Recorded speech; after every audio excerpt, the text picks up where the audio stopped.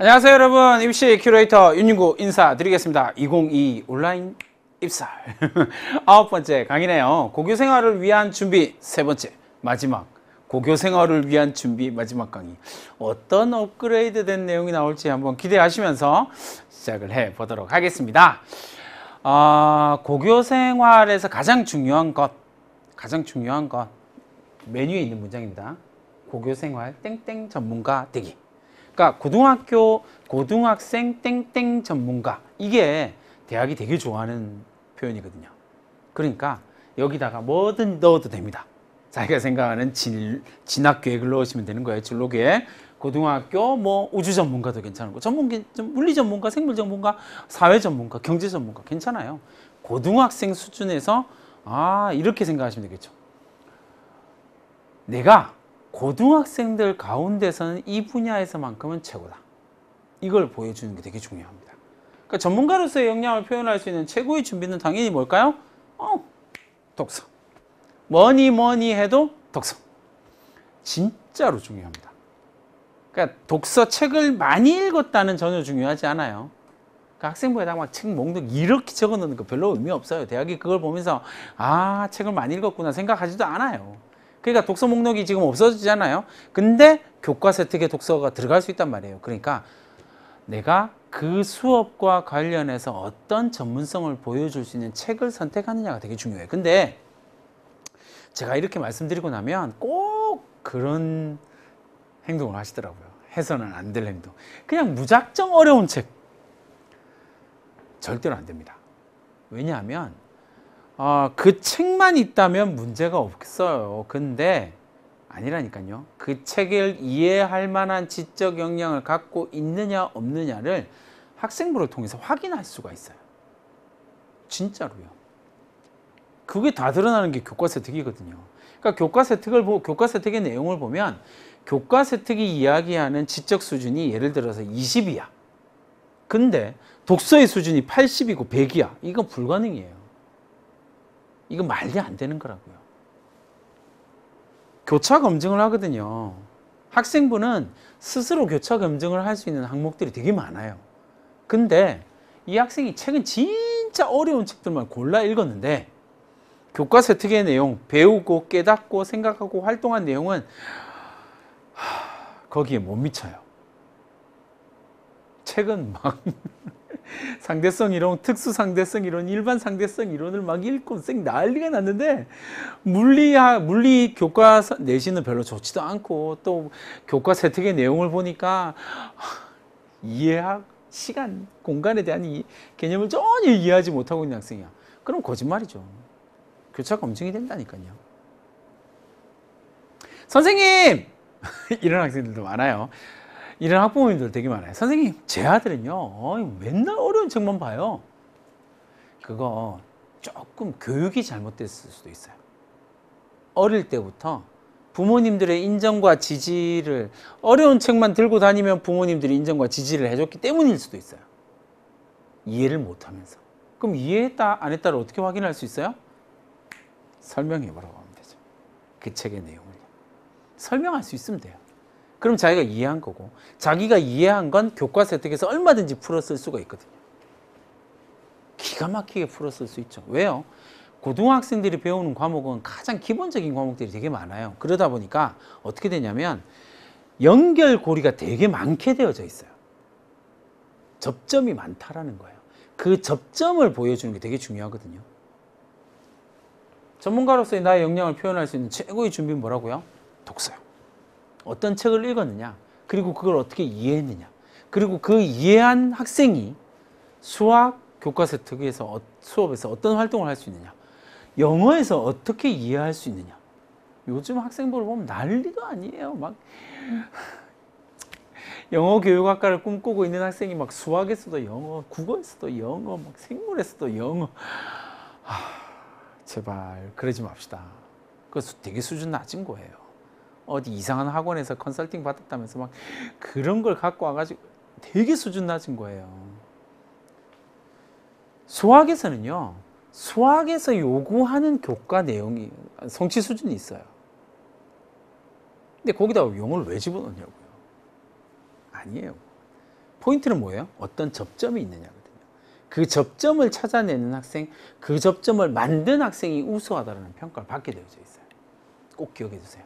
고등학교 올라가서 좀 더 제 강의를 듣다 보면 이해를 하실 수 있을 거예요. 어쨌든 책을 읽어야 된다. 그 책을 이해할 수 있어야 된다. 그런데 이 중학교 4학년, 5학년, 6학년 학생들이 이걸 이해하기가, 어려운 책을 이해하기가 쉽지 않아요.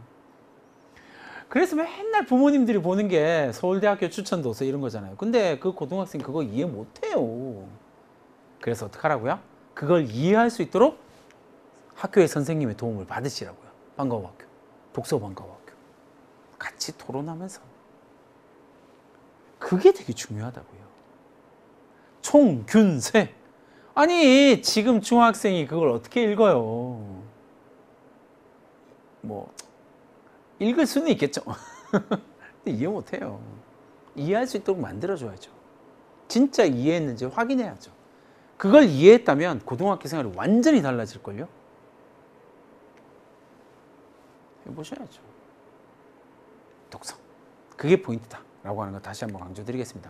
그래서 이런 책들을 서울대학교 지원자들이에요. 서울대학교가 2014년부터 이걸 발표하기 시작했거든요. 서울대학교를 지원한 학생들이 어떤 책을 많이 읽었냐면요. 왜 세계의 장지글로 교수의 왜 세계의 절반을 굶주리니까. 이게 우리나라가 무서운 이유예요. 어마어마하게 무섭죠. 서울대학교 발표하니까 그거 보고 난 다음에 서울대를 가려면 이걸 읽어야 돼. 장지글로 교수의 왜 세계의 절반은 굶주리는가. 이유도 모르면서 읽은 거예요. 무시무시하죠. 2014년에 나온 책인데 아직도 베스트셀러예요. 장지글로 교수가 그 다음 낸 책은 팔리지도 않아. 아무도 안 읽어. 진짜 웃기는 이야기거든요. 왜 세계의 절반은 굶주리는가? 라고 하는 책이 궁금했다면 장지글로 교수가 그 다음에 자신의 호기심을, 지적 호기심을 해결한 과정도 궁금해야 돼요. 그럼 그 다음 책도 읽고 그 다음 책도 읽고 그러다 보면 또 궁금한 게 있게, 그렇다면 왜 세계의 불평등은 해결되지 않는 거지? 왜 인간 사회의 불평등은 해결되지 않는 거야? 인간 불평등 기원론, 루소 이런 책들 막 읽어내야 되거든요. 근데 거기까지 가는 학생이 없어요. 이기적 유전자 중요합니다 하니까 막 다 읽어. 다 읽어요. 막 빠진 데가 없어. 서울대가 이걸 이렇게 해가지고. 아니에요. 이거 지원자입니다. 지원자예요. 다시 한번요. 뭐가 아니고요. 합격한 학생들이 아니고요. 지원자들이에요. 그럼 합격한 학생들은 어떤 책을 읽냐고요.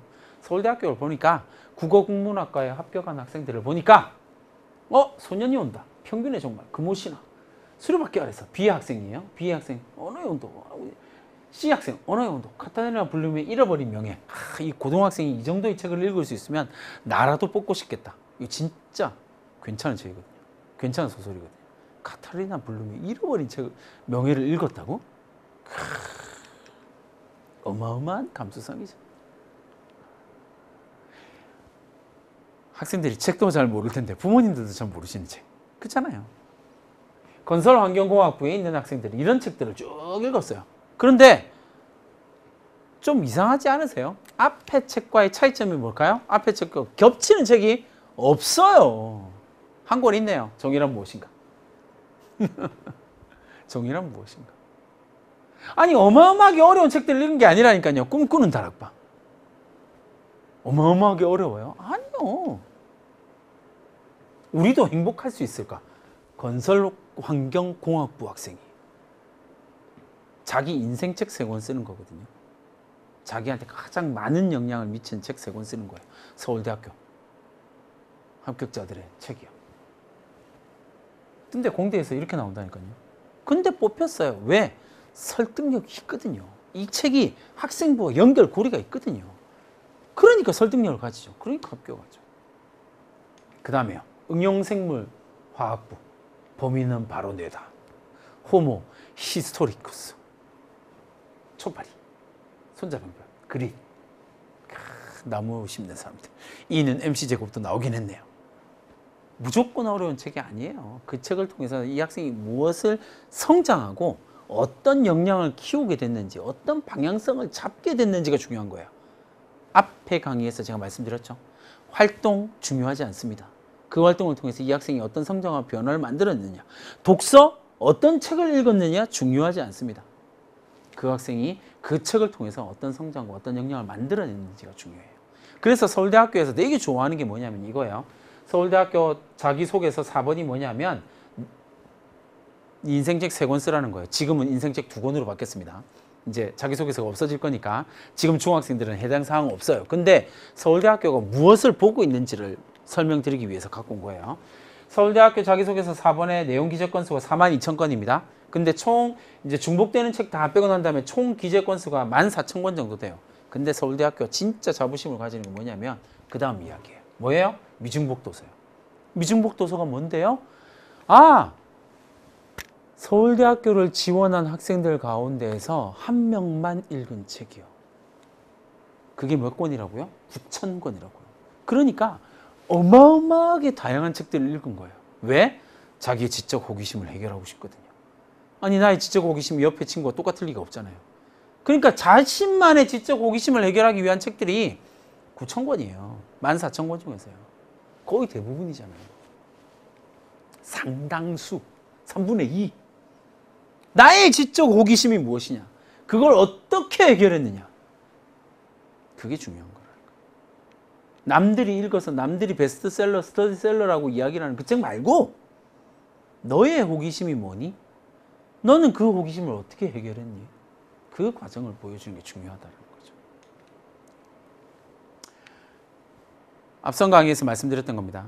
학생부에 남아있는 학생부의 잔여 항목이 정말 많습니다. 생각보다 되게 많아요. 과목별로 500자입니다. 교과서 특이요. 3년 5개 학기 대략 한 2,000자 조금 2만 자 조금 넘습니다. 23,000자인 이유는 예체능 교과가 들어가기 때문에 진로 과목이 들어가기 때문이고요. 실제로는 5개 학기 정도 들어가니까 한 2만 자 정도 된다고 생각하시면 돼요. 2만 자. 2만 자를 가지고 내가 어떻게 나를 보여줄 것이냐. 그래서 뭐가 필요하다고요? 설계가 필요하다고요. 종합의견 학년당 500자니까요. 3학년 2학기는 3학년 건 안 들어가니까 1,000자. 자율활동, 동아리활동, 진로활동, 학목당 500자, 학년당 7,000자, 700자 이렇게 가면 대략 한 23,000, 4,000, 5,000 정도 됩니다. 3학년 1학기까지만 딱 끊으면 한 25,000자 정도 될걸요. 그 25,000자를 가지고 내가 나의 역량을 어떻게 계획적으로 보여줄 것이냐. 이게 포커스예요. 그걸 만들어내는 게 고등학교 생활의 핵심이죠. 그걸 만들어내고 설계를 괜찮게 하고 실행을 해냈다면 아주 우수한 학생부로 평가받게 된다는 겁니다.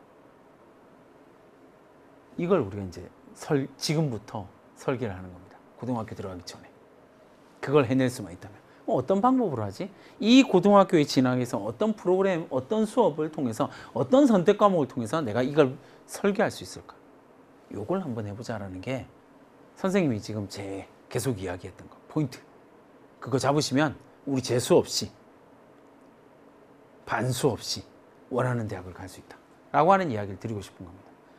그런 고민을 하자고요. 중학생이니까 얼마든지 가능.